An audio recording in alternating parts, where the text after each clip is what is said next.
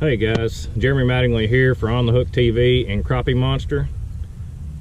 What I've got for you is a little bit of knowledge on how to use your Livescope. The very first key to using the Livescope is to understand that it's not going to catch the fish for you.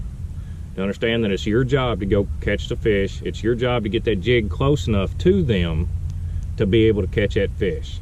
So let's get into it. Remember, please subscribe. We appreciate y'all tuning in, guys. Let's see what we can get going here.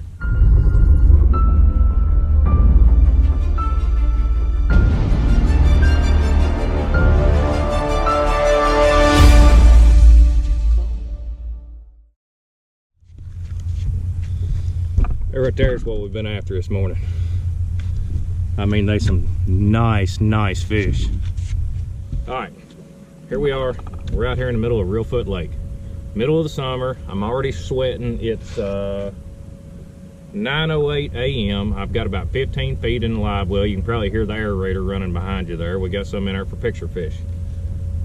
Water temp is 82.5 degrees. Okay, I've side scanned through here. I'm fishing brand new water this morning. I have not ever fished here.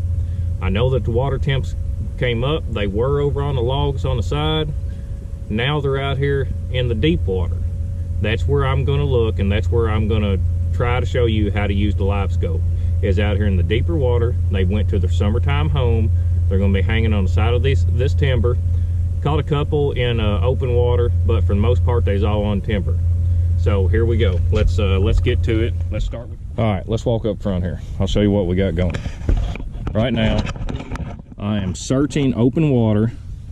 I'm at 40 feet. You see the 38 there. It's in 2-foot increments right now because we're less than 40 feet.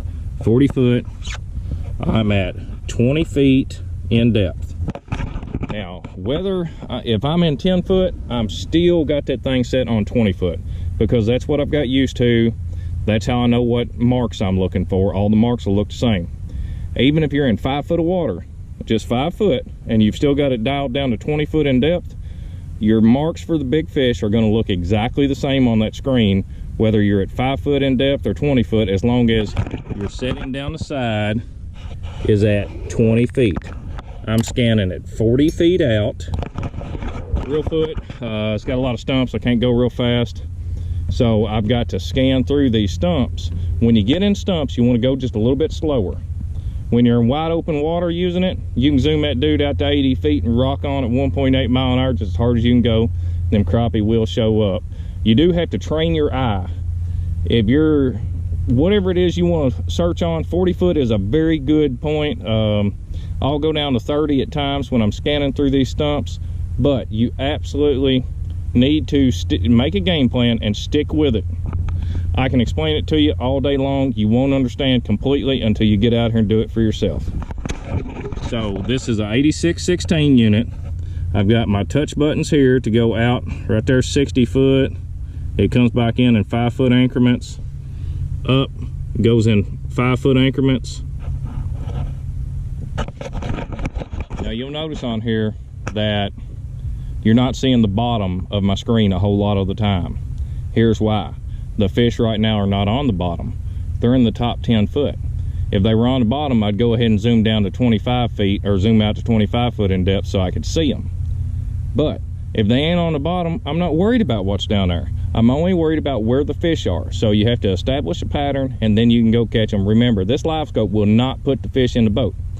I'm going to give you the tips that I can to make it easier for you to be able to put the fish in the boat. Y'all want to see a couple catches? Check this out.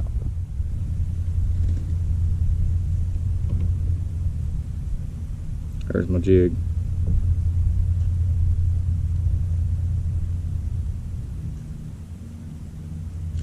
Got him.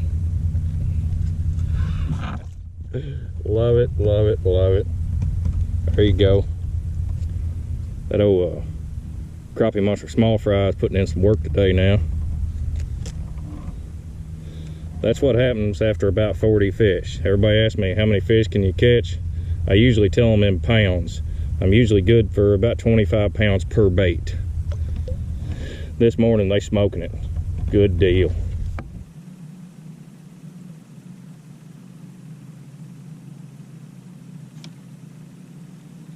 That is a motherfucker.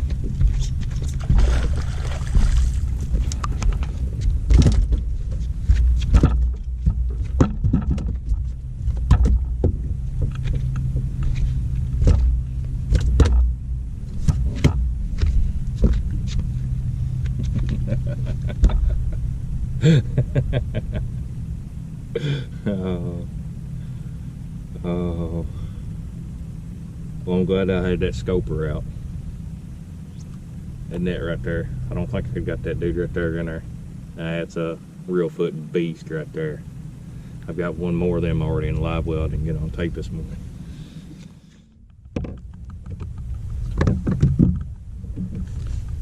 Alright, I just spotted one. If he's still there, there he is right there. I'm going to zoom into 30 foot because that's where I like fishing at. See him swimming around the top of that stump there? He's right here.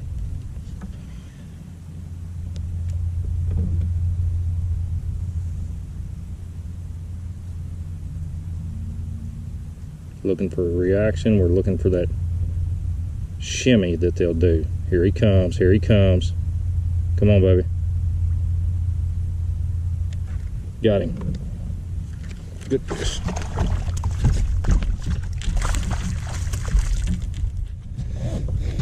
That was that little shimmy I was talking about. Did you see how he kind of jerked and then he eased up? You'll watch him be sitting there and he'll turn and these fish will go vertical and then they'll hit it. And that short burst of speed is unbelievable how fast that they do that.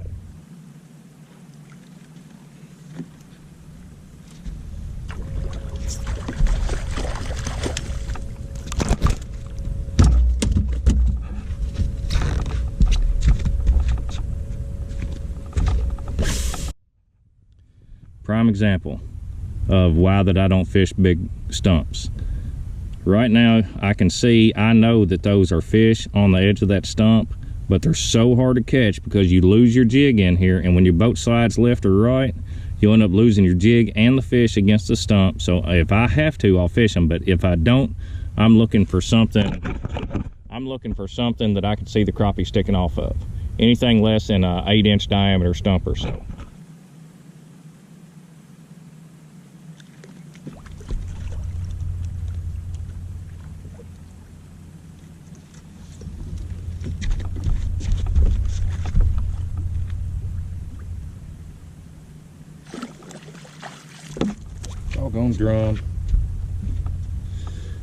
Doggone drum got me all tore up for nothing.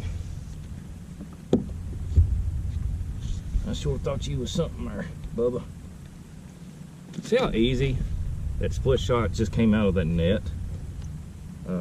That's why we designed this net like this. We do not like getting everything all tangled up in there.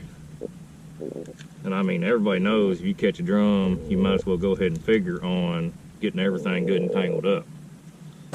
And there you go, just fell right out. That is the Outlaw Scoper Edition. That's the one for all live scopers.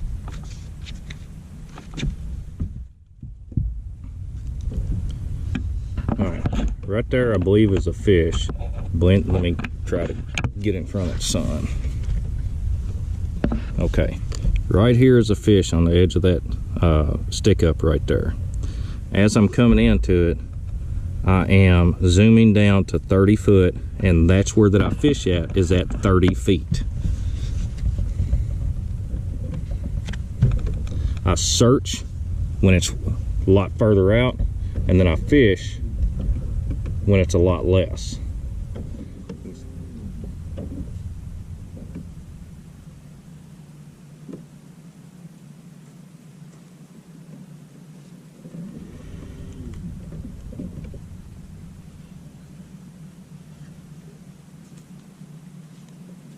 My bait, there's fish.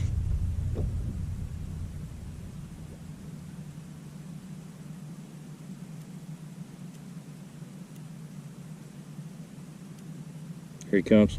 Yep, got him.